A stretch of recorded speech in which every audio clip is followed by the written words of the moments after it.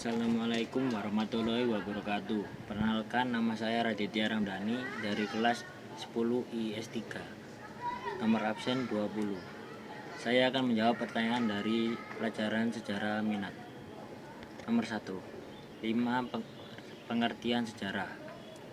Menurut Aristoteles, sejarah merupakan satu sistem yang meneliti suatu kejadian sejak awal tersusun dalam bentuk kronologi.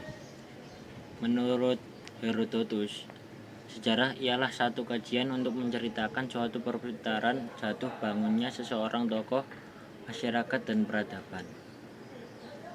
Menurut Kuntowijoyo, sejarah merupakan hal yang menyuguhkan fakta secara diakronis, ideografis, unik, dan empiris.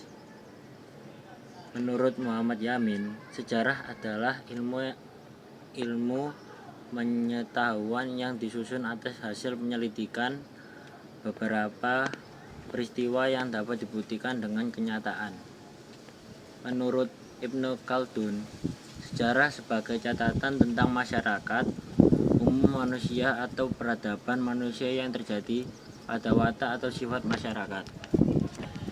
Sebutkan pengertian sejarah sebagai peristiwa, sejarah sebagai kisah, dan sejarah sebagai seni. Pertama, sejarah sebagai peristiwa adalah kejadian pada masa lampau yang benar terjadi berdasarkan fakta serta bukti yang jelas.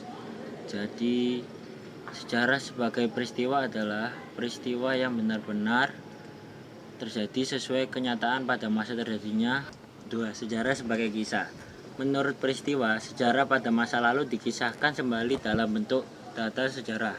Data itu dapat berdasarkan sumber tertulis, ingatan pelaku, berita media, dan sumber-sumber lainnya.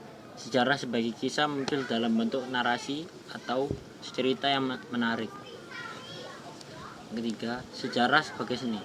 Dapat diartikan kemampuan seseorang sejarawan dalam menulis kembali sebuah peristiwa menjadi bacaan yang tidak hanya mudah dipahami tetapi juga menarik untuk dibaca. Sekian dari saya, terima kasih. Wassalamualaikum warahmatullahi wabarakatuh.